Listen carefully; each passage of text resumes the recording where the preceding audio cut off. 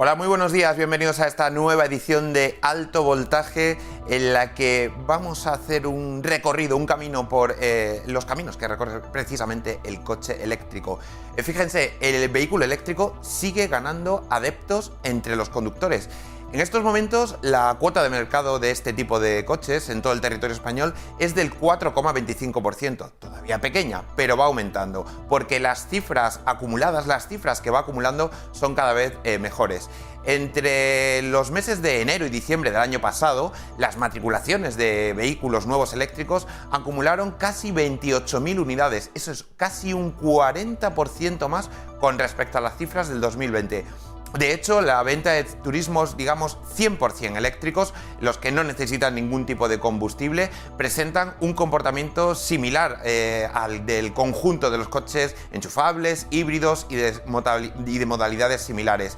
Y es que la inmensa mayoría de los vehículos eléctricos vendidos en España son turismos, lo que denota un interés por parte de cada vez más particulares, a pesar de esa cuota del 4 y pico por ciento que existe en este momento en España. Pues este es el tema que vamos a tratar hoy. ¿Por qué? Porque son muchas las dudas que todavía existen en torno, por ejemplo, a los puntos de recarga, donde se puede enchufar el coche a lo largo de toda la geografía, o de las propias posibilidades reales de desarrollo de esta modalidad de vehículos. Para ello vamos a hablar en primer lugar con Pedro Arteaga, que es responsable de desarrollo de negocio de e-Mobility en Endesa X. Pedro, muy buenos días. Muy buenos días. Muchas gracias a ti, Endesa X, por participar en este programa que estamos dedicando un poco a todo lo que es la infraestructura, por ese temor que hay, por esa pregunta en la que mucha gente se hace antes de adquirir un coche eléctrico de ¿voy a poder recargarlo? ¿Voy a llegar a mi destino, independientemente de que en casa tenga mi cargador, ¿no? Eso es lo que queríamos hablar contigo, Pedro. En primer lugar, en el caso de Endesa X, digamos, ¿qué perspectivas de desarrollo de negocio de las infraestructuras tiene la compañía de cara al futuro para esa implantación necesaria de esa infraestructura pública para poder recargar los coches, pues no sé, en un centro comercial, en una estación de servicio o en diferentes puntos públicos, más allá, digo, de lo que podamos tener cada uno en nuestra casa instalado? Totalmente, súper relevante. Bueno, lo primero, daros las gracias a vosotros, ¿no?, por permitirnos estar aquí y poder un poco hablar sobre este tema, que como mencionabas al principio, creo que es importante poder hacer esta labor divulgativa porque todavía hay cierto desconocimiento sobre el vehículo eléctrico y lo que conlleva. Y como bien decías, más allá, digamos, del asesoramiento y la propuesta de valor transversal que podemos trasladar al mercado, tanto a clientes domésticos como a empresas de electrificación total a nivel privado, en sus casas, en sus oficinas, pues existía y sigue existiendo esa barrera de los puntos de recarga de acceso público para terminar de dar confort al usuario final, ¿no? Desde Endesa X, desde el año 2019, venimos desplegando infraestructura de acceso público, ¿no?, lo que se puede conocer comúnmente más como electrolineras. Y digamos, nos pusimos un objetivo de desplegar 8.500 puntos de recarga al año 2023 con dos fases claramente diferenciadas, ¿no? La primera fase, que terminó en diciembre de 2020, consistía en desplegar 2.000 puntos en todo el territorio nacional, tanto en la península como en las islas, y con una filosofía, con un concepto de crear una malla, ¿no?, dar capilaridad a todo el territorio o hacer un viaje, por ejemplo, de Galicia a Cádiz sea viable. Pues evidentemente requeriría más planificación y más tiempo que con el vehículo tradicional, pero al menos hacerlo posible, ¿no? Ese hito lo cumplimos con esfuerzo, ¿no?, con mucho sudor y sangre, como digo, con la época que nos tocó vivir, pero bueno, el compromiso del equipo y de nuestros partners total y lo pudimos cumplir. Y en la actualidad, de hecho, ya tenemos desplegados más de 2.800 puntos de recarga. Y esta segunda fase que comenzamos a principios del año pasado, digamos que sigue manteniendo ese criterio, esa filosofía de capilaridad, pero también, digamos, existe una filosofía detrás de acompañar al mercado, ¿no? Es decir, desplegar aquella infraestructura allá donde se necesite, donde la demanda lo necesite, a nivel de volumen y a nivel de también tecnología, ¿no? Veníamos desplegando, ya hablaremos de eso un poco más adelante, de tecnología semirápida y rápida, y ya estamos desplegando carga también ultra rápida. De hecho, el año pasado desplegamos más de 25 emplazamientos con carga ultra rápida, o HPC, como también se puede llamar en el sector, que viene de High Power Charging. Estos son cargas o infraestructuras de más de 150 kilovatios y que permite cargar los vehículos en minutos. ¿dónde estamos desplegando y cómo estamos desplegando esta infraestructura? Pues bueno, lo mencionabas tú antes, ¿no? Lo venimos desplegando en todo tipo de emplazamientos, tanto privados como públicos, pero siempre de acceso público, ¿no? Como puede ser centros comerciales, hospitales, parkings, restaurantes, en vía pública, ¿no? A través de ayuntamientos, en supermercados, en estaciones de servicio, por supuesto, ese servicio. Y de alguna forma lo que tratamos de hacer es casar la tecnología que desplegamos con la naturaleza de la ubicación, es decir, con las necesidades de los usuarios. Pongo ejemplos concretos para que se entienda mejor, ¿no? En una estación de servicio en medio de una autovía, pues oye, no tendrá sentido desplegar carga semirápida. Habrá que desplegar carga rápida, ultra rápida para dar servicio a la demanda que lo que quiere es parar lo menos posible para continuar su viaje. En el ámbito urbano, por ejemplo, un centro comercial, pues puede llegar a necesitar carga ultra rápida si, digamos, es conveniente para el usuario final o para otros tipos de segmentos de demanda, como pueden ser los VTCs o las empresas, que puede haber carga ultra rápida en un centro comercial, dependiendo del centro comercial y su ubicación, pero lo que es seguro es que tiene que haber carga semirápida, ¿no? Si yo me meto con mi familia en el cine, ahí va a estar al menos 2 o 3 horas en el centro comercial, lo que no parece que tenga mucho sentido es que solo haya carga ultra rápida y a los 20 minutos me tenga que salir a mover el coche, ¿no? Entonces yo creo que básicamente el enfoque que seguimos teniendo, incluso el compromiso yo diría que es mayor. Esperamos acabar el año con al menos 4.000 puntos de recarga desplegadas en toda España y duplicando las instalaciones de HPC, ¿no? De esta carga ultra rápida en todo el territorio nacional. Entonces, la apuesta es total. Como comentabas al principio, hemos visto que el crecimiento de los vehículos es exponencial y estamos poniendo, digamos, los mimbres y la infraestructura para poder darle servicio. Claro, precisamente, Pedro, lo que comentabas de las cargas ultra rápidas son bueno, pues instalaciones en las que en pocos minutos, prácticamente, digamos, en lo que te tomas un café, por decirlo de alguna forma, vamos a poner un ejemplo práctico, ya que estamos hablando de ejemplos prácticos, puedes recargar el vehículo eléctrico. Pero hay una duda, yo creo que también existe en muchos consumidores en food, porque al final hablamos de un modelo de vehículo que no conocemos, no es como los de combustión, que sabemos perfectamente cómo funcionan. Por ejemplo, las cargas ultra rápidas, Pedro, ¿valen para todos los vehículos eléctricos? Digamos, ¿podemos llegar a sobrecargar, nunca mejor dicho, un coche eléctrico y estropearlo al final? ¿O son para determinados modelos? Pues este punto es súper importante, porque al final con ese desconocimiento la gente ve un punto ultra rápido, ¿no? Ya puedo cargar a esta potencia. Bueno, aquí es importante entender que hay 3 elementos clave que intervienen en la capacidad de carga de un vehículo. Lo primero es la infraestructura, es decir, el cargador que está desplegado. Aquí nosotros estamos desplegando desde carga semirrápida a 11, 22 kilovatios en corriente alterna hasta carga ultra rápida, ¿no? De 150 hasta 350 kilovatios en corriente continua. Eso es, digamos, la capacidad que tiene el cargador de qué potencia puede suministrar. Por otro lado está el vehículo, ¿no? La capacidad que tiene el vehículo de asimilar qué potencia de carga. Hablando de ejemplos concretos, un híbrido enchufable no puede cargar más de 3,7 kilovatios en corriente alterna. O sea, es decir, ni se le puede enchufar, digamos, una manguera de un cargador ultra rápido, ni en ningún caso va a poder aprovechar esa potencia. Y, por tanto, los tiempos de recarga de la batería de un híbrido enchufable serán los asociados. Es cierto que ya hay nuevos modelos. Nosotros, por ejemplo, que con partners como Hyundai, como Kia, que han sacado el Ioniq 5, el EV6, bueno, estos vehículos ya con unas baterías considerables de autonomía, pues pueden cargar a más de 150 kilovatios, más de 250 kilovatios según el modelo. O sea, el tipo de modelo de vehículo es muy importante y pueden aprovechar ya esta infraestructura de carga ultra rápida. Y por último, pero que no es menos importante, también es muy relevante el estado de la batería.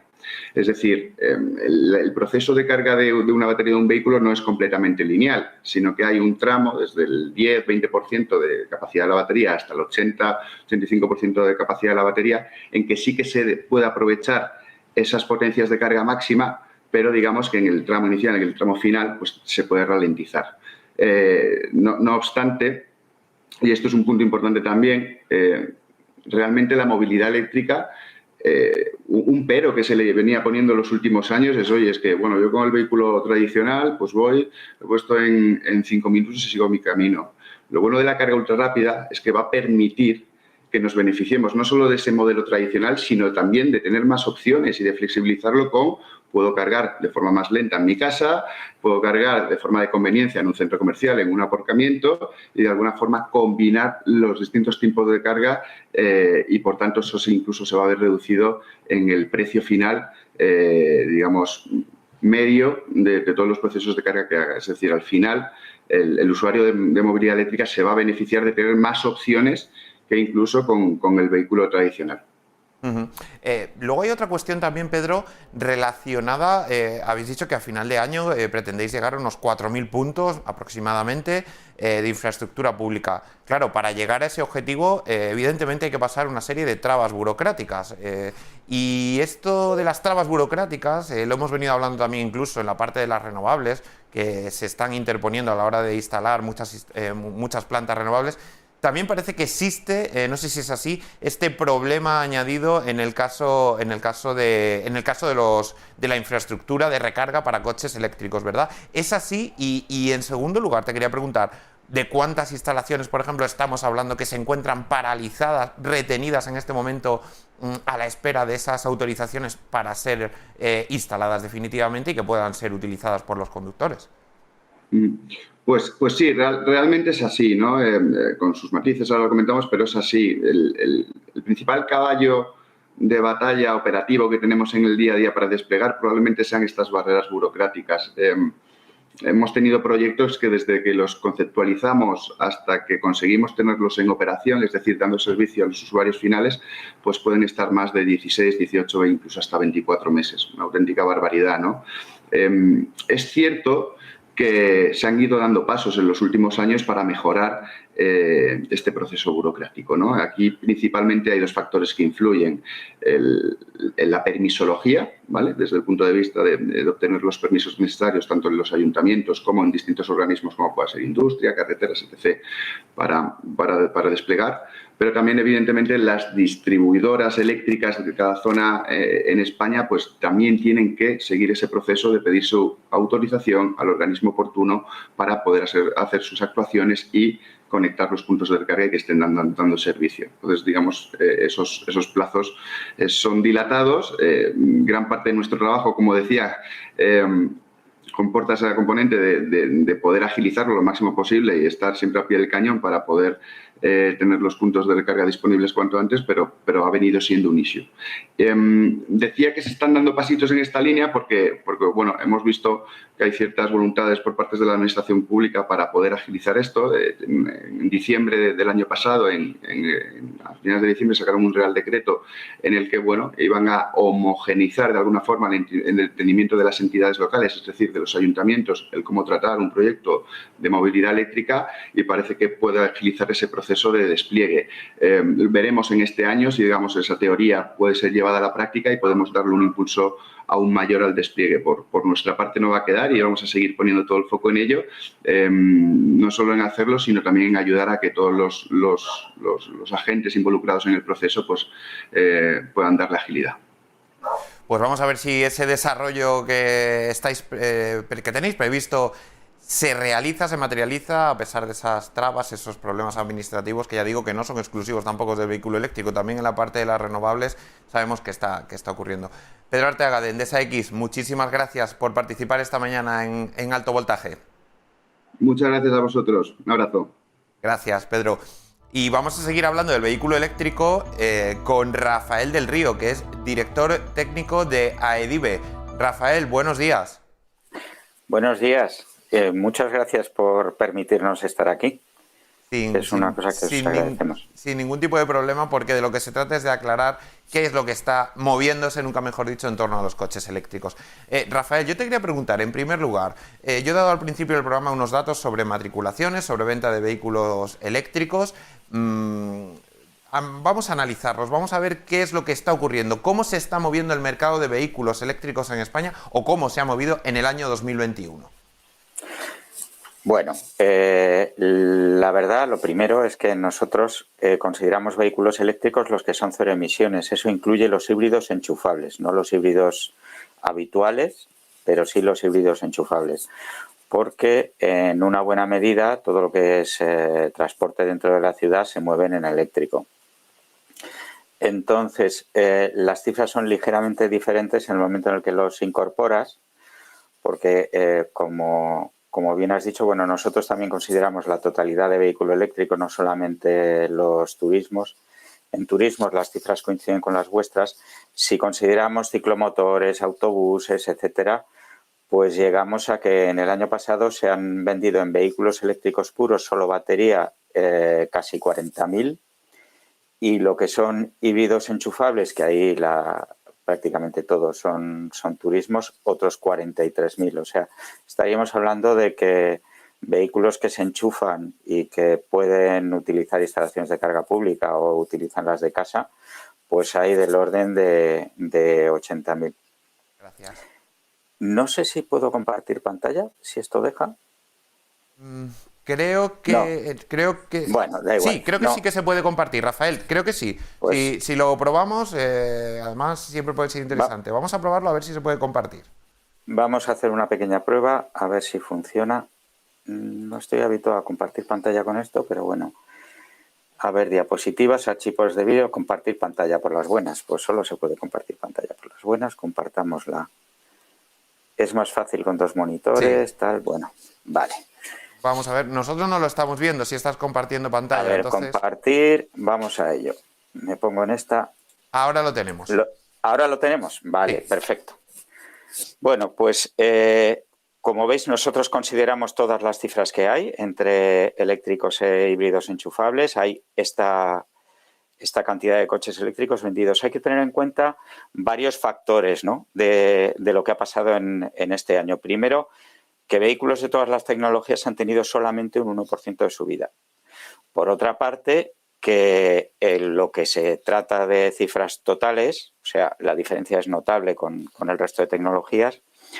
En lo que representa cifras totales ha habido el efecto de pandemia, el problema de los microchips y un último efecto que es menos conocido, y es que, como algunos sabéis, los fabricantes de vehículos eléctricos tienen que cumplir un porcentaje determinado de emisiones. Entonces, en los últimos meses de 2020 que no llegaban, se matricularon muchísimos coches en concesionarios que se han vendido a lo largo de este año y que por lo tanto no figuran aquí. Eso no va a pasar en nuestro caso, ¿no?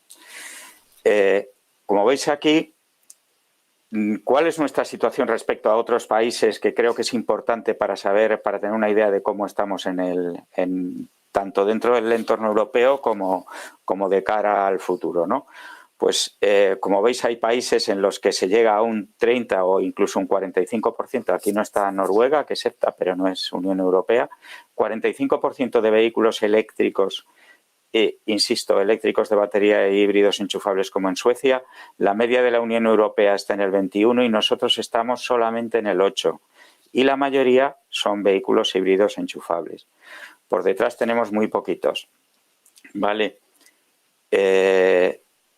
Es importante tener en cuenta, acabamos de hacer un estudio de repercusión de empleo del paso a vehículo eléctrico que representa para la industria española, porque somos una potencia mundial de fabricación de vehículos, pero hay algo que tenemos que tener en cuenta, y es que del 80 al 85%, según los años, de lo que fabricamos va a otros países. Entonces, la gran mayoría están aquí y eso significa que nos tenemos que espabilar bastante con el vehículo eléctrico. En ese mismo estudio, que se puede bajar de la página de AEDIVE, se ve que lo que es el paso puro a vehículo eléctrico no significa pérdida de empleo.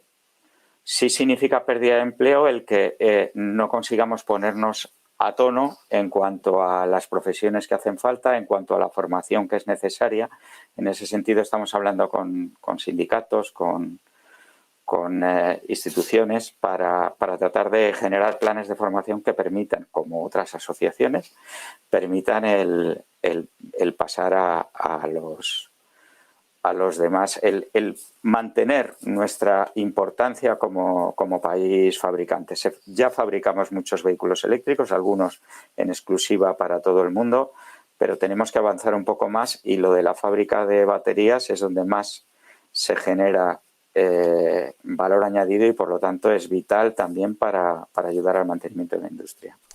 Pues Rafael, precisamente vamos a hablar ahora después con los fabricantes, vamos a hablar con Boston también acerca de ese estudio que comentabas. Perfecto. Yo creo que ha sido bastante clarificador, sobre todo esa diferencia, porque muchas veces cuando se habla de los vehículos eléctricos en general, depende qué vehículo eléctrico, el 100% eléctrico, híbrido enchufable, híbrido autorrecargable, en fin, hay muchas modalidades y hay que tener en cuenta esa diferenciación a la hora de analizar las estadísticas. Yo creo que ha quedado bastante claro con esa pantalla compartida precisamente que has utilizado. Rafael, muchas gracias a ti y a Edive por participar en este alto voltaje dedicado al coche eléctrico que va recorriendo las calles y las carreteras. Vamos a seguir en un momento, precisamente como te digo, analizándolo. Gracias por participar. Gracias a vosotros. Vamos a hacer una pequeña pausa, una pequeña parada, vamos a recargar, nunca mejor dicho, y en unos momentos volvemos con alto voltaje.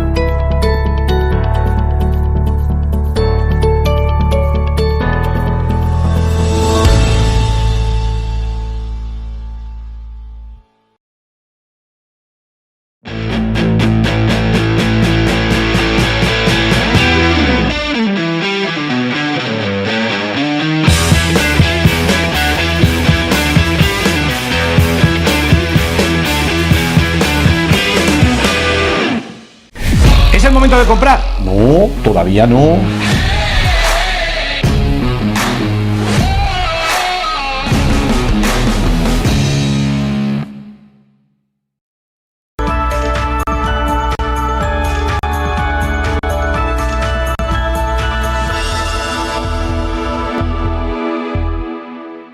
Vamos a seguir analizando esta evolución del mercado de vehículos eléctricos, precisamente con ese informe que comentaba anteriormente Rafael, y vamos a hacerlo con Pelayo Losada, que es Managing Director and Partner Madrid de Boston Consulting Group.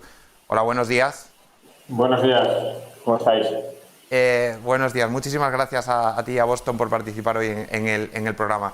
Precisamente una de las cuestiones que más se plantean y que más dudas generan en torno a la evolución y a esa transición hacia el vehículo eléctrico es en materia de empleo. Hay muchísimas dudas sobre lo que puede impactar pasar de un modelo de fabricación de coches dedicados a la combustión, como pueden ser sobre todo en España los diésel, los gasolina también, a un modelo de vehículo eléctrico. Las propias fábricas, los propios trabajadores, todos los proveedores que se encuentran alrededor tienen sus dudas razonables, digo, y no sé cómo se puede interpretar o qué futuro les puede deparar en este sentido esta apuesta fuerte que se está haciendo por el vehículo eléctrico, sobre todo desde el ámbito gubernamental.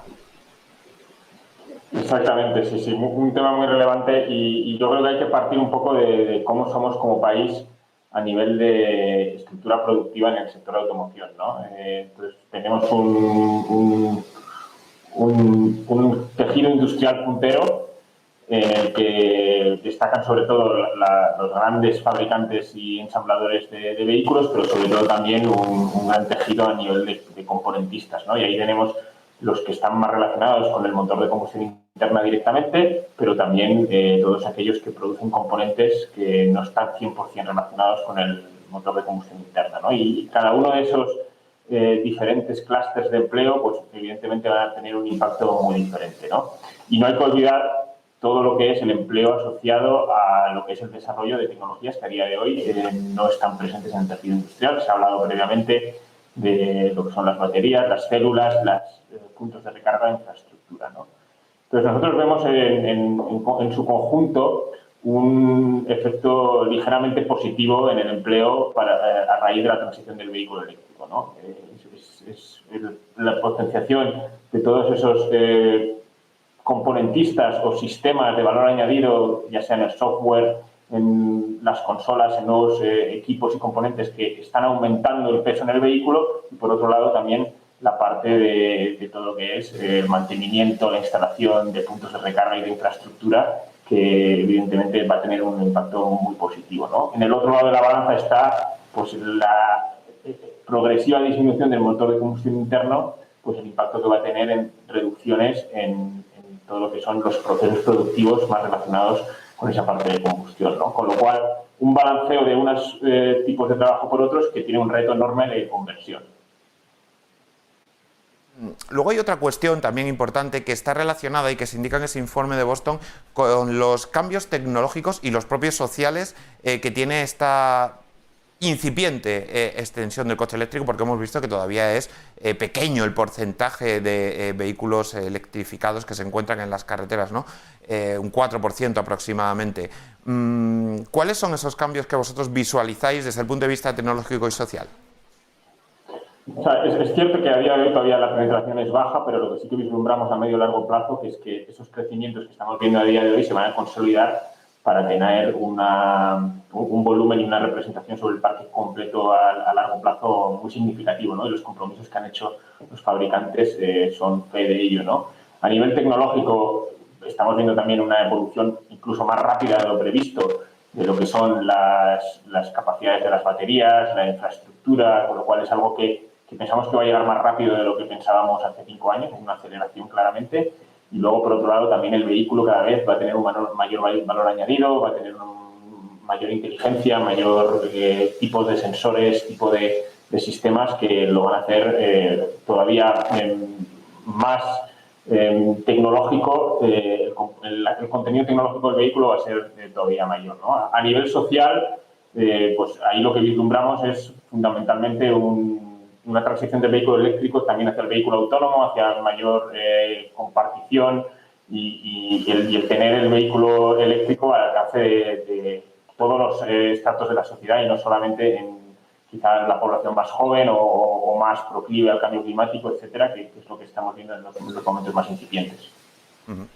Pues, Pelayo, muchísimas gracias por aclararnos esas implicaciones y por ver ese análisis que habéis realizado del vehículo eléctrico en el ámbito del empleo, que ya sabes, como hemos comentado al principio, que hay temor incluso muchas veces justificado de esas grandes poblaciones, esas grandes ciudades, que en muchos casos dependen de las fábricas actuales de los vehículos de combustión, y esa transición siempre genera miedo, y también desde el punto de vista tecnológico y social lo que puede venir. Muchas gracias a ti, a Boston, por participar hoy en Alto Voltaje.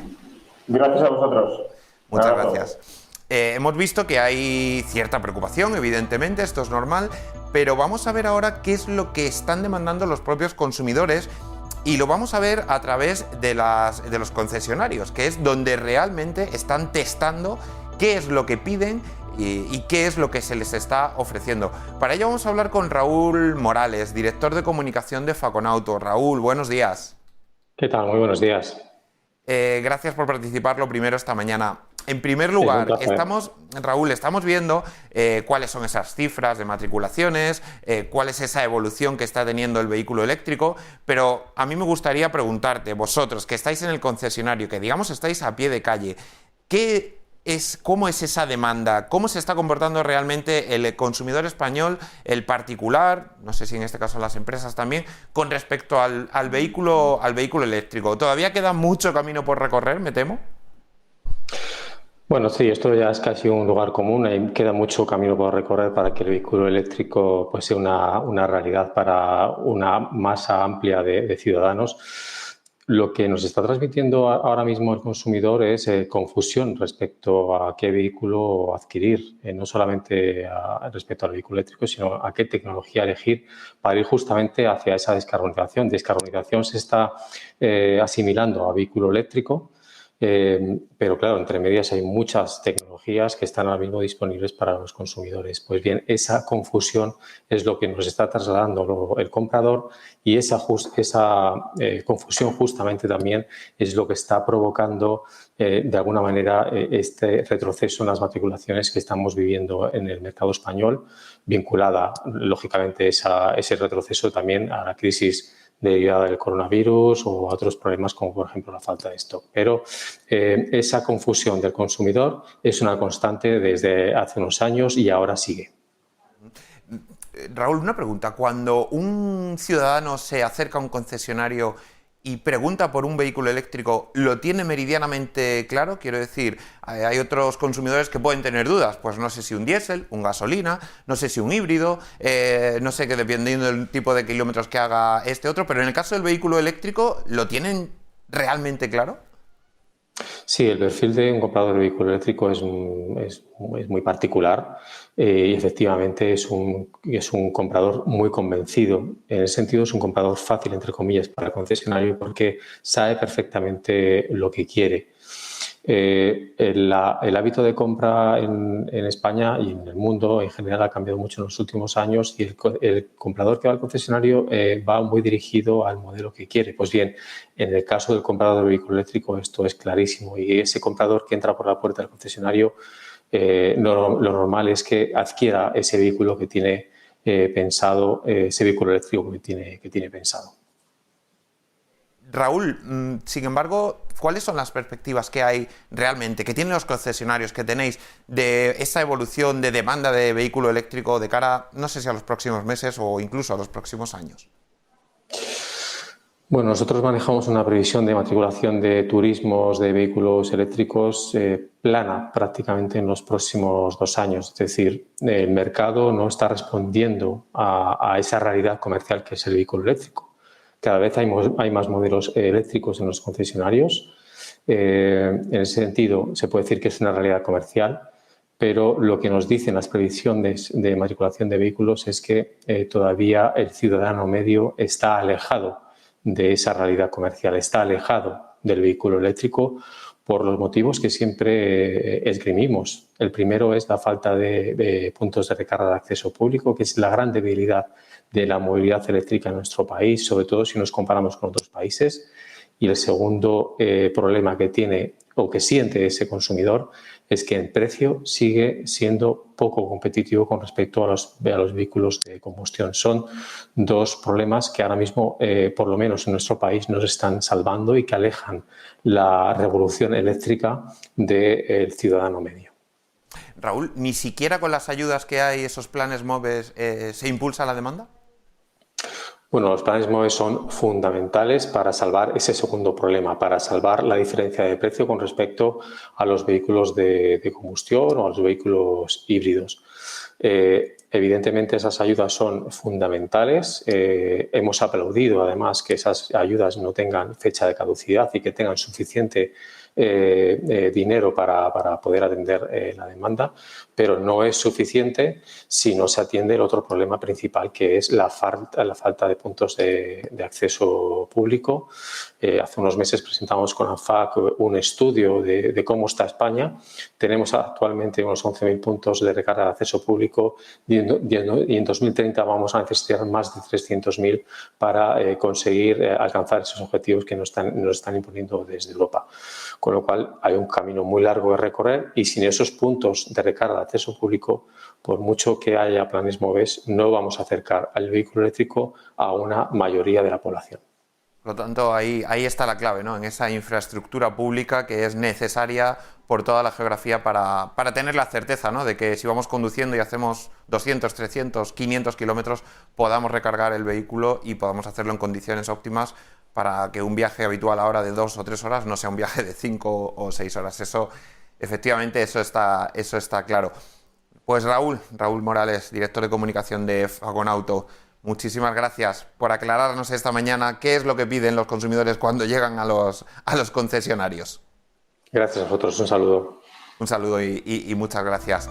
Bueno, vamos a ver cuál es la iniciativa sostenible empresarial de esta semana. CEPSA patrocina El Giro Verde, iniciativas de empresas que se están transformando hacia la economía renovable, sostenible y respetuosa con el planeta. 2 compañías como CEPSA y Endesa han firmado una alianza pionera que ayudará a acelerar la transición energética en España y Portugal, impulsando la descarbonización del transporte y el fomento de la movilidad sostenible. Philippe Busseau, el que es consejero delegado de Cepsa, y José Bogas, de Endesa, han sellado recientemente un acuerdo junto a Martin Westlar, quien es el ya nuevo consejero delegado de Cepsa, en este sentido. Junto a Endesa X, Cepsa, la línea de negocio, ofrecerá una propuesta diferencial en el mercado español y en el portugués de movilidad eléctrica gracias a la amplia capilaridad que tienen. Ambas empresas van a trabajar conjuntamente con el objetivo de desarrollar la que será la mayor red de recarga ultra rápida de España y Portugal en carretera, lo que se llama el On the Go. Esta nueva red de recarga ultra rápida que desplegará Cepsa de puntos de 150 kilovatios situados en todos los corredores y principales vías de comunicación se unirá a los planes de desarrollo de infraestructura de recarga que ya tiene Endesa X en esta tecnología y que a día de hoy le ha llevado a tener bastantes decenas de puntos de recarga ultra rápidos instalados en 25 ubicaciones por toda España. Estos equipos permitirán que los usuarios puedan recargar en torno al 80% de la batería de sus vehículos eléctricos de forma rápida y sin ningún tipo de problema, ya decimos, en todas las estaciones de servicio y en todos esos puntos donde se van a instalar estas recargas ultra rápidas. Cepsa ha patrocinado El Giro Verde, iniciativas de empresas que se están transformando hacia la economía renovable, sostenible y respetuosa con el planeta.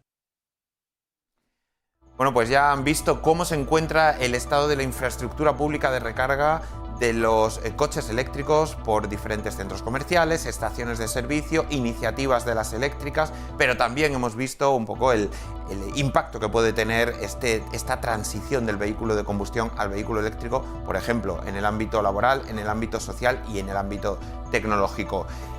Espero que les haya quedado claro y que tomen una buena decisión si tienen en su mente adquirir un vehículo eléctrico. Nos vemos la próxima semana, el próximo miércoles, aquí en Alto Voltaje con más actualidad energética.